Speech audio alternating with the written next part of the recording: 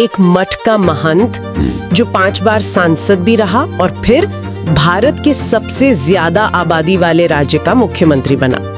आज हम जिन स्रोतों की पड़ताल कर रहे हैं वो हमें योगी आदित्यनाथ की दुनिया में ले जाते हैं। बिल्कुल। लेकिन आज हम ये समझने की कोशिश कर रहे हैं कि एक सन्यासी जो मठ की गद्दी संभालने वाला था वो लखनऊ की गद्दी तक कैसे पहुंच गया। हाँ, ये सवाल बहुत अहम है। क्या ये सिर्फ एक व्यक्ति की महत्वाकांक्षा की कहानी है या फिर उस राजनीतिक जमीन की जिसे दशकों से तैयार किया जा रहा था। देखिए, हमारे पास जो स्रोत हैं वो यही कहानी कहते हैं, ये एक दिन में नहीं हुआ। तो चलिए गोरखनाथ मठ की राजनीतिक विरासत, योगी मॉडल के उदय और हिंदुत्व की एक बहुत ही खास धारा की कहानी, इसकी गहराई में उतरते हैं। जरूर। तो शुरुआत करते हैं उस जगह से जहाँ से ये सब शुरू हुआ, गोरखपुर का गोरखनाथ मठ। हाँ। स्रोत इसे सिर्फ एक मंदिर नहीं बल्कि पूर्वी उत्तर प्रदेश में एक बहुत बड़ा सामाजिक राजनीतिक शक्ति केंद्र बताते हैं। ये शक्ति केंद्र वाली बात थोड़ी और समझाइए, इसका असल में मतलब क्या है। बिल्कुल, इसे ऐसे समझिए कि ये सिर्फ एक आध्यात्मिक केंद्र नहीं है। दशकों से ये पूर्वी यूपी की एक तरह से समानांतर सत्ता की तरह काम करता रहा है। समानांतर सत्ता मतलब ये कि स्रोतों के मुताबिक लोग अपने जमीनी विवाद सुलझाने के लिए, न्याय मांगने के लिए या फिर राजनीतिक संरक्षण के लिए भी अच्छा पुलिस या कोर्ट से पहले मठ के महंत के पास जाते थे। अरे वाह। हाँ, तो ये जो 52 एकड़ में फैला मठ है, ये सिर्फ पूजा पाठ की जगह नहीं थी। यहाँ की शक्ति सिर्फ आध्यात्मिक नहीं थी बल्कि जमीनी थी, जिसे हम टेरेस्ट्रियल पावर कह सकते हैं। ये तो बहुत ही दिलचस्प बात है। राजनीति में आने से पहले ही मठ के पास एक तरह का अपना प्रशासनिक और न्यायिक ढांचा मौजूद था। एग्जैक्टली। और इसी शक्ति ने राजनीति में आने का रास्ता बनाया। ये कोई नई बात नहीं थी। योगी आदित्यनाथ के लिए नहीं थी। नहीं, उनके गुरु महंत अवैधनाथ और उनके भी गुरु महंत दिग्विजयनाथ दोनों ही सक्रिय राजनीति में थे। अच्छा। एक रिपोर्ट इस बात पर रोशनी डालती है कि महंत दिग्विजयनाथ तो 1921 में कांग्रेस में थे। कांग्रेस में? हाँ, लेकिन बाद में वैचारिक मतभेदों के चलते 1937 में हिंदू महासभा में शामिल हो गए। वो 1949 के राम जन्मभूमि आंदोलन के एक प्रमुख चेहरे थे और बाद में 1967 में गोरखपुर से सांसद भी बने। लेकिन एक मिनट, महंत दिग्विजयनाथ हिंदू महासभा में थे और फिर उनके उत्तराधिकारी महंत अवैधनाथ वो बीजेपी में आ गए। हाँ। तो क्या स्रोतों से ये पता चलता है कि ये सिर्फ पार्टी बदलने का मामला था या इसके पीछे कोई बड़ी वैचारिक शिफ्ट थी? मठ की राजनीति कैसे बदली? ये एक बहुत ही अहम सवाल है और ये सिर्फ पार्टी बदलना नहीं था। तो फिर क्या था? ये बदलते राजनीतिक माहौल के साथ क्या कहते हैं, तालमेल बिठाना था। महंत अवैधनाथ ने 1962 में निर्दलीय विधायक के तौर पर शुरुआत की। अच्छा, निर्दलीय। हाँ। फिर वो 1989 में हिंदू महासभा के टिकट पर सांसद बने। लेकिन 90 का दशक आते आते माहौल बदल गया। राम जन्मभूमि आंदोलन की वजह से। बिल्कुल। जब संघ परिवार का आंदोलन अपने चरम पर पहुंचा तो उन्होंने बीजेपी का दामन थाम लिया। वो समझ गए थे कि हिंदुत्व की राजनीति का नया केंद्र अब बीजेपी बन रही है। तो वो 1991 और 1996 में बीजेपी के टिकट पर सांसद चुने गए। तो योगी आदित्यनाथ का राजनीति में आना और बीजेपी से जुड़ना वो इसी विरासत का एक स्वाभाविक विस्तार था। सही कहा। उन्होंने मठ की जो जमीनी पकड़ थी उसको एक राष्ट्रीय पार्टी के संगठनात्मक ढांचे के साथ जोड़ दिया।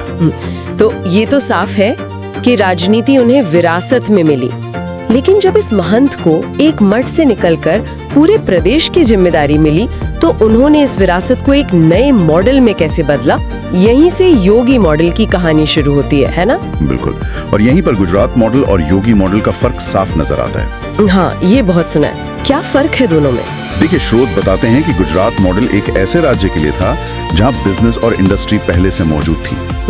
उसे बस एक बेहतर माहौल और तेज फैसलों की जरूरत थी। उसका नारा था, विकास ही सब समस्याओं का समाधान है। और योगी मॉडल वो किस समस्या का समाधान खोज रहा था? यहाँ एक बहुत बड़ा फर्क है। अगर हम इन रिपोर्ट्स को देखें तो योगी मॉडल उत्तर प्रदेश जैसे राज्य के लिए बनाया गया जहाँ दशकों से गुंडाराज और माफिया जैसे शब्द आम बोलचाल का हिस्सा थे। बिल्कुल। तो यहाँ पर पहली लड़ाई बिजनेस लाने की नहीं थी बल्कि बिजनेस के लिए एक सुरक्षित माहौल बनाने की थी। अच्छा। योगी मॉडल की पहली और सबसे अहम शर्त है कानून व्यवस्था, लॉ एंड ऑर्डर। ये एक तरह से विकास की नींव रखने का तरीका है, न कि सीधे इमारत बनाने का। और इस मॉडल का चेहरा बन गया बुलडोजर। ये सिर्फ एक मशीन नहीं रही बल्कि एक प्रतीक बन गई। सही कहा। अपराधियों की संपत्तियों पर, अवैध निर्माणों पर सीधी कार्रवाई। हाँ, ये एक ऐसा एक्शन था जो टीवी पे दिखता था, अखबारों में छपता था और लोगों के बीच चर्चा का विषय बनता था। और इसी वजह से उन्हें बुलडोजर बाबा का नाम भी मिला। हाँ, और एक दिलचस्प विश्लेषण ये कहता है कि इस मॉडल की सफलता का राज इसके विजिबल होने में है। लोगों को तुरंत और दिखने वाले नतीजे मिलते हैं। जैसे माफिया की गिरती इमारतें। बिल्कुल। इससे जनता में एक भरोसा पैदा होता है कि सरकार सिर्फ वादे नहीं कर रही बल्कि काम भी कर रही है, भले ही उस कार्रवाई की कानूनी प्रक्रिया पर सवाल उठते रहें। हाँ, और दिलचस्प बात यह है कि ये प्रतीक सिर्फ एक एक्शन नहीं बल्कि एक राजनीतिक संदेश भी बन गया। कैसे?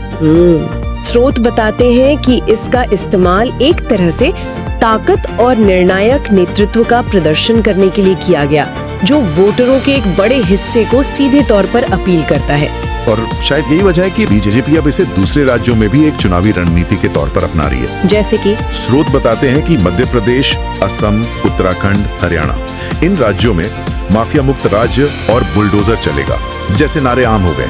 अच्छा, ये अब सिर्फ यूपी का मॉडल नहीं बल्कि बीजेपी का एक गवर्नेंस टेम्पलेट बनता जा रहा है। और तो और इसकी चर्चा भारत की सीमाओं के बाहर भी हुई है। सच में? कहाँ? हाँ, नेपाल और श्रीलंका जैसे पड़ोसी देशों में भी अपराध और भ्रष्टाचार से लड़ने के लिए इस तरह के सख्त गवर्नेंस स्टाइल को अपनाने पर बहस हुई है। ये बुलडोजर मॉडल वाली बात तो समझ आती है, लेकिन मुझे जो बात सबसे ज्यादा उलझाती है वो है उनकी विचारधारा। बताइए। एक तरफ वो बीजेपी में है जो आरएसएस की राजनीतिक शाखा है, पर दूसरी तरफ उनका हिंदुत्व का ब्रांड वो आरएसएस से भी ज्यादा सख्त और मुखर लगता है। ये विरोधाभास कैसे काम करता है? देखिए, ये विरोधाभास नहीं है, ये हिंदुत्व की विचारधारा के भीतर मौजूद अलग अलग धाराओं का प्रतिबिंब है। अलग अलग धाराएं? हाँ, एक स्रोत में इसका बहुत अच्छा विश्लेषण है। एक तरफ हैं आरएसएस प्रमुख मोहन भागवत, जिनका रुख हाल के वर्षों में नरम माना जाता है। वो कहते हैं कि हर मस्जिद के नीचे मंदिर या शिवलिंग खोजना ठीक नहीं है। हाँ, मैंने भी सुना था उनका ये बयान। वो ये भी कहते हैं कि भारत के हिंदू मुसलमानों का डीएनए एक है, उनका जोर सामाजिक समरसता पर ज्यादा रहता है। और दूसरी तरफ है योगी आदित्यनाथ। उनका रुख तो काफी अलग लगता है। एकदम अलग। उन्होंने संभल की शाही जामा मस्जिद के विवाद पर कहा था कि विवादित ढांचों को मस्जिद नहीं कहा जाना चाहिए और विरासत को दोबारा पाना कोई बुरी बात नहीं है। ये तो भागवत के रुख से एकदम उलट है। बिल्कुल, और इसका कारण उनकी राजनीतिक जड़ों में छिपा है। मतलब हिंदू महासभा वाली बात? हाँ, जैसा हमने पहले बात की, उनके गुरु और परंपरा हिंदू महासभा से जुड़ी थी, जिसके आरएसएस के साथ स्थापना के समय से ही कई वैचारिक मतभेद रहे हैं। अच्छा, क्या मतभेद थे?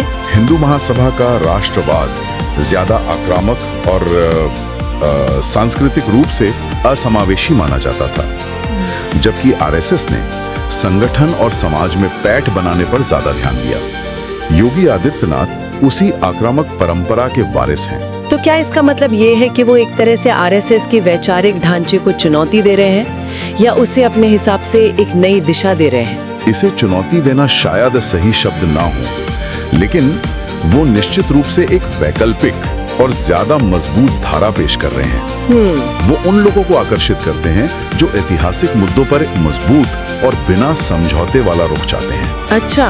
एक इंटरव्यू में उनका बयान भी है, जिसे एक स्रोत में उद्धृत किया गया है, भारत तो हिंदू राष्ट्र ही है।